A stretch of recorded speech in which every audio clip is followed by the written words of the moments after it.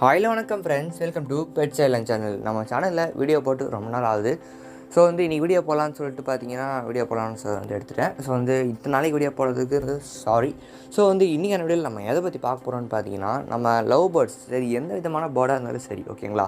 இப்போ love bird நம்ம எடுத்துக்கலாம். நம்ம மோஸ்ட்டாக லவ் பேர்ட்ஸ் பற்றி நிறைய பேசுவோம். நிறைய பேர் லவ் பேர்ட்ஸ் பற்றி தான் என் சேனல் சப்ஸ்கிரைப் பண்ணி வச்சுருக்கீங்க. ஸோ லவ் பேர்ட்ஸ் எடுத்துப்போம்.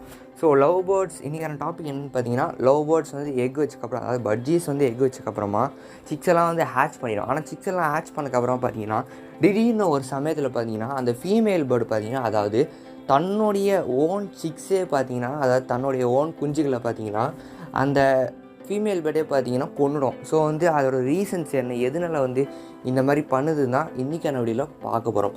ஸோ ஒரு சப்ஸ்கிரைபர் இந்த மாதிரி கேட்டுட்டு இருந்தார். ஸோ அதனால தான் இந்த வீடியோ போட்டிருக்கேன். ஸோ அவருக்கு யூஸ்ஃபுல்லாக இருக்கும்.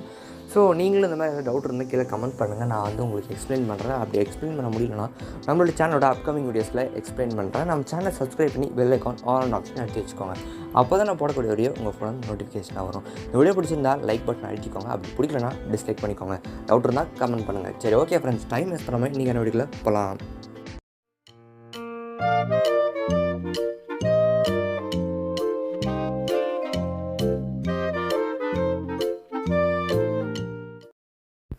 ஸோ இந்த மாதிரி ஃபீமேல் பண்ணுறதுக்கு ஃபஸ்ட்டு காரணம் என்னென்னு பார்த்தீங்கன்னா, அதோட ஸ்டேஜில் கரெக்டாக ப்ரீட் பண்ணாதனால தான். அதாவது பார்த்தீங்கன்னா, எப்பயுமே பேர்டு அடல்ட் ஸ்டேஜ் இருக்கும்போது தான் கரெக்டான அதுக்கு மெச்சூரிட்டி அப்போ தான் கரெக்டாக எக்கு ஹேட்ச் பண்ணி கரெக்டாக வெளில கொண்டு வரும். சில பேர் வீட்டில் தான் பார்த்தீங்கன்னா, சேமே இடத்துல ப்ரீட் பண்ணிங்கன்னா எக்கே சரியாக போடாது. அப்படி போட்டாலும் பானிக்குள்ளே போகிறது டேர் தான். அப்படி போட்டுதுன்னா அது இன்குபேட் பண்ணி கொண்டு இந்த மாதிரி பண்ணும். ஸோ இந்த மாதிரி ப்ராப்ளம்ஸ்லாம் செமி அடல்ட்டில் நீங்கள் பார்க்கலாம். அதே நேரத்தில் பார்த்தீங்கன்னா, இப்போ பேர்டு இப்போ தான் செமி அடல்ட்லேருந்து அடல்ட் போகுது. இப்போ தான் அடல்ட் ஸ்டேஜில் ஃபஸ்ட்டு கிளச் எடுக்குதுன்னா அதுக்கு இந்த மாதிரி ப்ராப்ளம்ஸ் வரும். ஏன்னா அதுக்கு எப்படி பண்ணுறது, எப்படி ப்ரீடிங் பண்ணுறதுன்னு ஒழுங்காக தெரியாது. ஸோ அதனால் பார்த்தீங்கன்னா இந்த மாதிரி ப்ராப்ளம்ஸ்லாம் ஃபஸ்ட் டைம் ப்ரீட் ஆகிறதுனால இந்த மாதிரி ப்ராப்ளம்ஸ்லாம் பார்க்கலாம். ஸோ ஃபஸ்ட் டைம் தான் இப்படி இல்லை உனக்கு இப்படி தான் ஆகிட்டுருக்குன்னா நீங்கள் கொஞ்சம் வெயிட் பண்ணி பாருங்கள். ஏன்னா ஃபஸ்ட்டு கிளச்சில் எந்த பேர்டுமே கரெக்டாக பர்ஃபார்ம் பண்ணுறது கஷ்டம் தான். ஏன்னா சில பேர்ட்ஸ்லாம் கரெக்டாக பர்ஃபார்ம் பண்ணுறோம். ஆனால் சில இதெல்லாம் பார்த்தீங்கன்னா எக்கு எங்கே வைக்கிறதுன்னு தெரியாது. எக்கு வச்சா உடச்சி விட்ருவோம், இல்லைனா இன்குபேட் கரெக்டாக பண்ணாது. இந்த மாதிரி சில மிஸ்டேக்ஸ்லாம் பார்க்க வேண்டியதாக இருக்கும். ஸோ அந்த மாதிரி ஸ்டேஜில் இருக்கிறதுனால ஃபஸ்ட் டைம் இருக்கிறதுனால அந்த மாதிரி நீங்கள் இந்த மாதிரி பார்க்கலாம். இந்த மாதிரி சிக்ஸோட இறகெல்லாம் பிக்கிறதுக்கு நிறைய சான்ஸ் இருக்குது. ஸோ அது கவலைப்படாதீங்க. அதுக்குன்னு அந்த கிளச்சில் சிக்ஸு பார்த்தீங்கன்னா பொழைச்சி வர்றது கஷ்டம் தான் ஃபஸ்ட்டு கிளச்சில். ஸோ அந்த கிளச்சு உங்களுக்கு சரியாக வரலன்னா கவலைப்படாதீங்க. நெக்ஸ்ட்டு கிளச்சில் உங்களுக்கு கரெக்டாக வரும். அப்படி வரலன்னா அதுக்கு ஏதோ ப்ராப்ளம் இருக்குன்னு அர்த்தம். அதுக்கு என்னென்ன ப்ராப்ளம்ஸ்னு பார்த்தீங்கன்னா, சில பேர்ட்ஸ் பார்த்தீங்கன்னா மென்டாலிட்டியாக பார்த்தீங்கன்னா கரெக்டான பேரண்டிங் இருக்காது. அதாவது பார்த்தீங்கன்னா, நார்மலாக பட்ஜீஸ் நேச்சர் என்ன, எக் வச்சு இன்குபேட் பண்ணி அதை பொறிச்சு அதை வெளில கொண்டு வருது. இதுதான் பட்ஜீஸோட இது. இதே சில பேர்ட்ஸ்லாம் பார்த்தீங்கன்னா இந்த மாதிரி பண்ணாது. எக்கே ஒழுங்காக வைக்காது, இல்லை மேட்டிங் சரியாக பண்ணாது.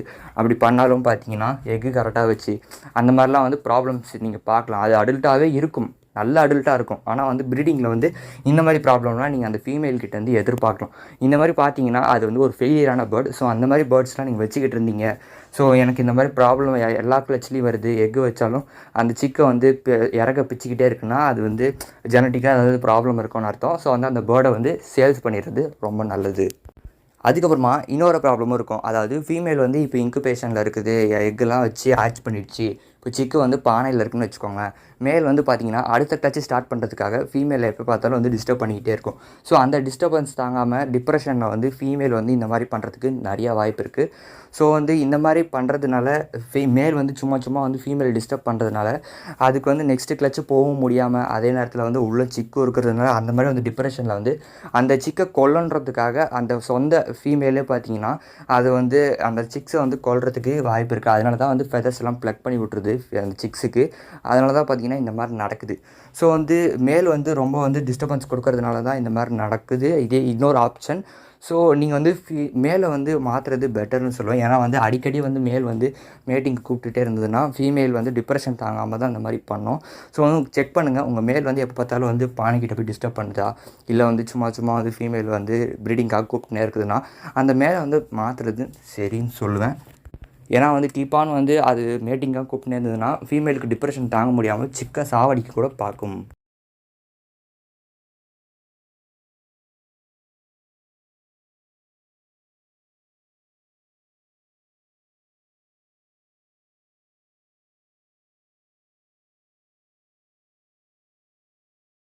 சில பேர் வீட்டிலலாம் பார்த்தீங்கன்னா ஒரு பேருக்கு மேலே வச்சிருந்தாலே அது வந்து காலனி பேர்னு சொல்லுவாங்க. 2 பேர் 3 பேர் வச்சுருக்கீங்கன்னு வச்சுக்கோங்களேன், அது வந்து ப்ரீடிங்கில் போட்டிருப்பீங்க. ஸோ அந்த மாதிரி சிச்சுவேஷனில் பார்த்தீங்கன்னா மற்ற ஃபீமேல்ஸ்லாம் உள்ளே போயிட்டு வேறு பேர்டோட சிக்ஸை வந்து இந்த மாதிரி வந்து ப்ளக் பண்ணி எடுக்கும்.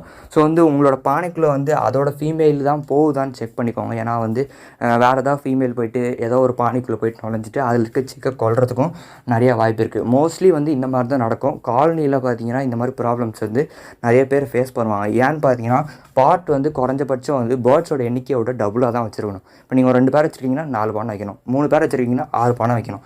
இந்த மாதிரி தான் வந்து ஃபாலோ பண்ணிட்டு வரணும். ஸோ வந்து பானையோட எண்ணிக்கை கம்மியாக இருந்துன்னு வச்சுக்கோங்களேன், அப்புறம் வந்து அந்த ஃபீமேல் வந்து அந்த மற்ற சிக்ஸை வந்து கொல்றதுக்கு நிறைய வாய்ப்பு இருக்குது. ஏன்னா வந்து நெக்ஸ்ட் ப்ரீடிங்காக அது பானை வந்து தேடிக்கிட்டு இருக்கும்.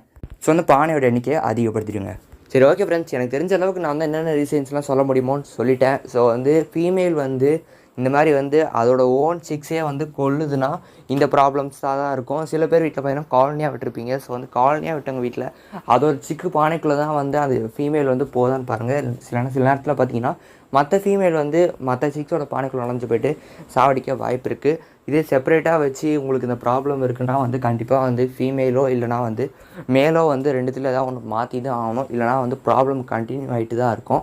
இல்லை நீங்கள் இப்போ தான் ஃபஸ்ட் டைம் ப்ரீட் பண்ணுறீங்க, இப்போ தான் வந்து ஃபஸ்ட் டைம் அந்த ப்ராப்ளம் வந்து ஃபீமேல் பண்ணுதுன்னா செகண்ட் கிளச்சு பண்ணி பாருங்கள். ஒரு 2-3 கிளச்சு இதே மாதிரி தான் கண்டினியூஸாக பண்ணுதுன்னா நீங்கள் வந்து பெட்டர் வந்து ஃபீமேலை மாற்றிடுங்க, இல்லை மேலே மாற்றிடுங்க.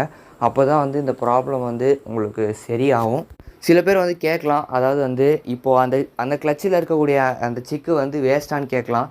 அது வேஸ்ட்டு தான். ஏன்னா வந்து அந்த கிளச்சில் வந்து அந்த ஃபீமேல் வந்து அந்த சிக்கை கொல்ல தான் நினைக்கும். ஸோ வந்து எதுவுமே வந்து கொண்டு வர நினைக்காது.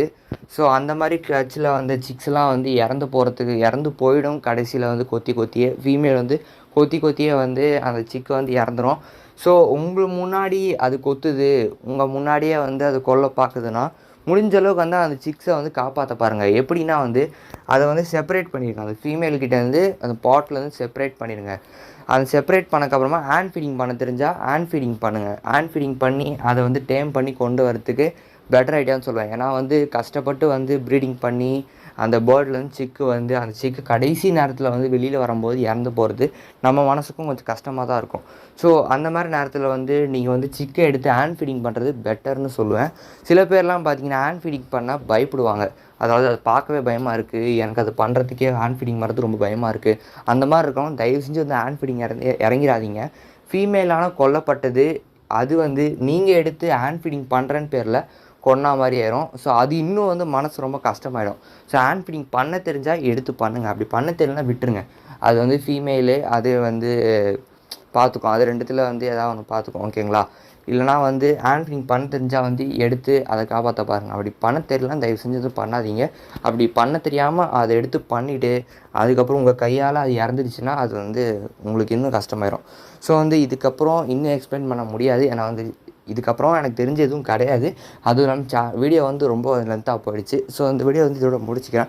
ஸோ இந்த வீடியோ பிடிச்சிருந்தா லைக் பண்ணிக்கோங்க, அப்படி பிடிக்கலனா டிஸ்லைக் பண்ணிக்கோங்க. வேறு ஏதாவது டவுட் இருந்தால் கீழே கமெண்ட் பண்ணுங்கள், அங்கே எக்ஸ்பிளைன் பண்ணுறேன். பெரிய டவுட்டாக இருந்தால் நம்ம சேனலில் வந்து ஒரு வீடியோவை அப்லோட் பண்ணுறேன். சரி, ஓகே ஃப்ரெண்ட்ஸ், அடுத்த ஒரு நல்ல வீடியோவில் மீட் பண்ணுறேன். அந்த வீடியோ உங்கள் ஃபோன் நோட்டிஃபிகேஷனாக வரணும்னா subscribe bell icon on option வச்சுக்கோங்க. சரி, ஓகே ஃப்ரெண்ட்ஸ், அடுத்த ஒரு நல்ல வீடியோ மீட் பண்ணுறேன். அது வரைக்கும் டாட்டா, பை.